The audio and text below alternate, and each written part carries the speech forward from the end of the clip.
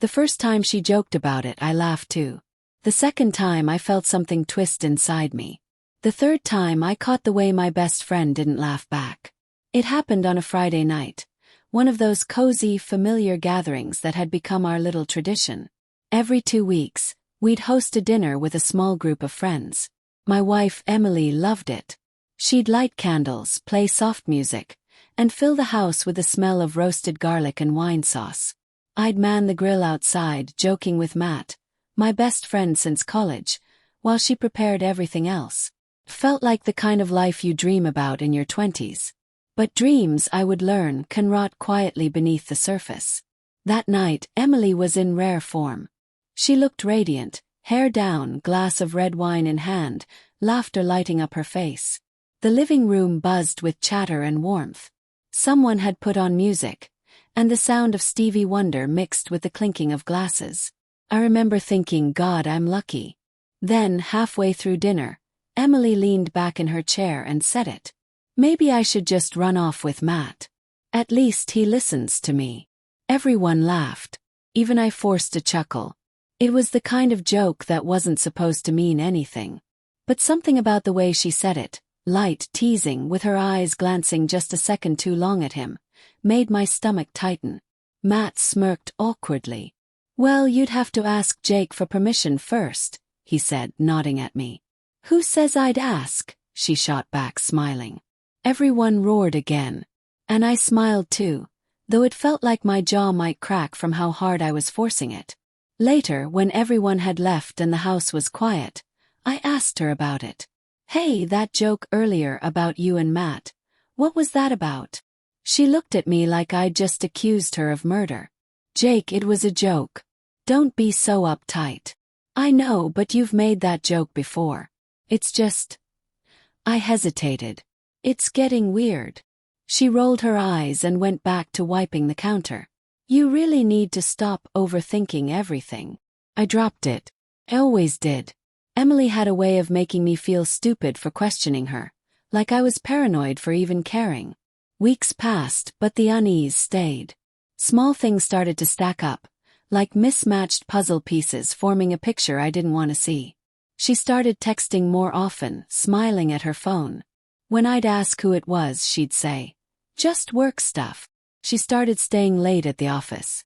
Deadlines, she'd say. And she'd begun dressing differently.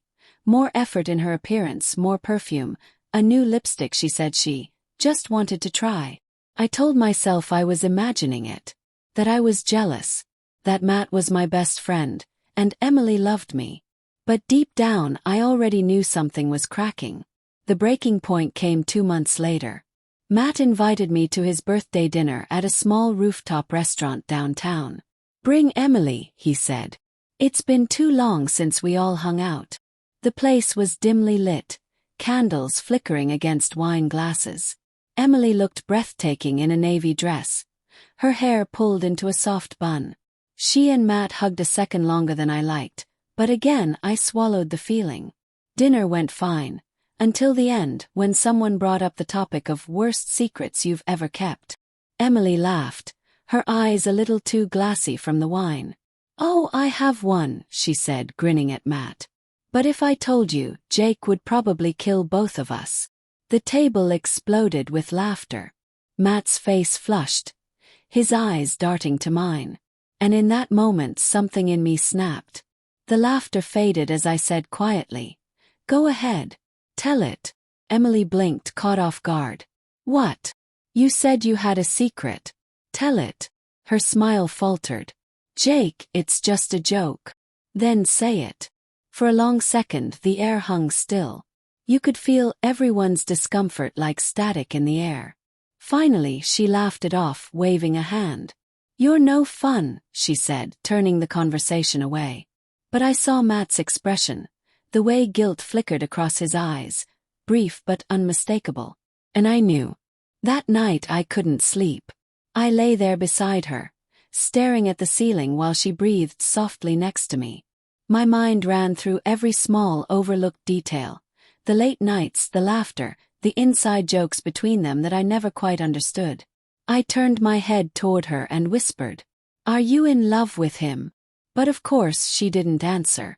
Over the next week, I became a ghost in my own home. I didn't confront her again. Not yet. I needed proof, something undeniable. Something that couldn't be twisted into another joke.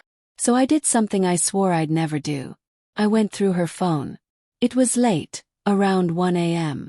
She'd fallen asleep with it charging on the nightstand. My heart pounded as I picked it up, half hoping I wouldn't find anything. But as soon as I opened her messages, the truth stared me in the face. Matt speech balloon. Can't stop thinking about last night. Emily speech balloon. You're terrible. Jake almost saw the mark you left. Matt speech balloon. Worth the risk. Emily speech balloon.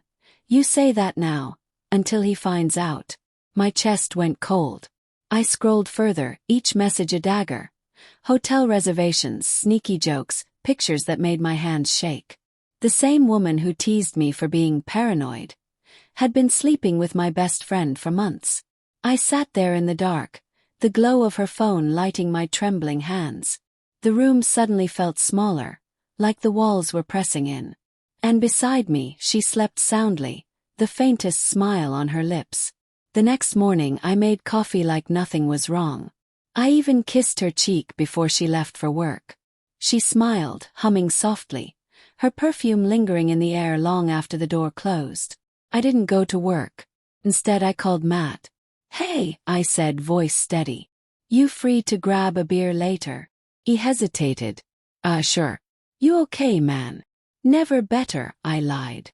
We met that evening at a quiet bar near the pier, the same place we used to hang out in college.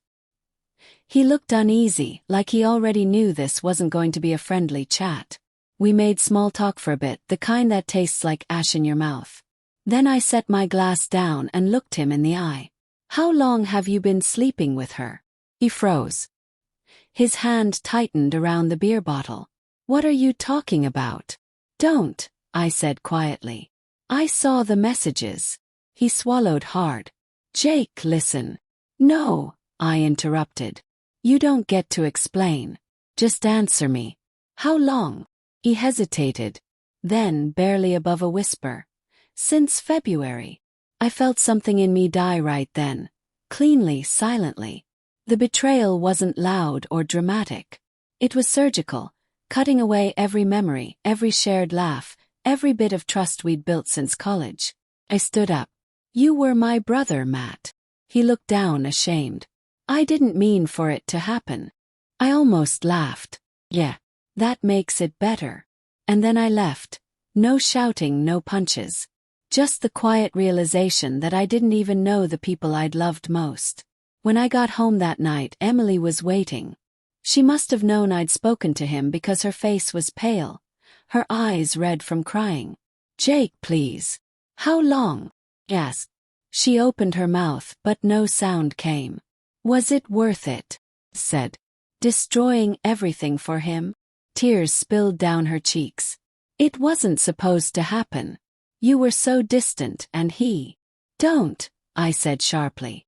Don't you dare make this my fault. She sobbed, reaching for me, but I stepped back. For years, I'd loved her more than I loved myself. I built my world around her. And now that world was ash. I want you gone by tomorrow, I said. Jake, please.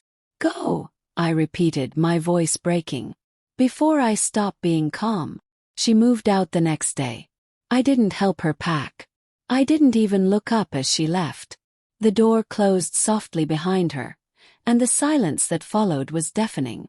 In the weeks that came after, I wandered through the empty house like a ghost. Every room whispered with memories, her laughter, her perfume, the echoes of the life we'd built. I deleted her number. I blocked Matt.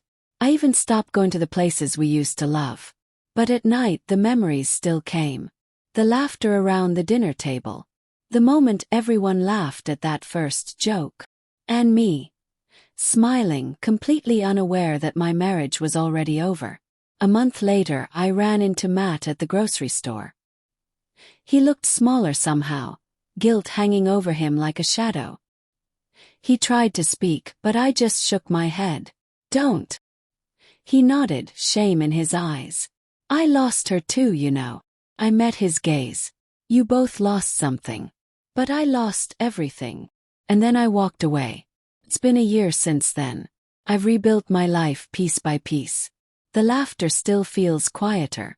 The trust comes slower. But I've learned something vital. Betrayal doesn't end you. It reveals you. Shows you who you are when everything breaks. And sometimes when people joke about things that don't mean anything, it's because deep down they already do.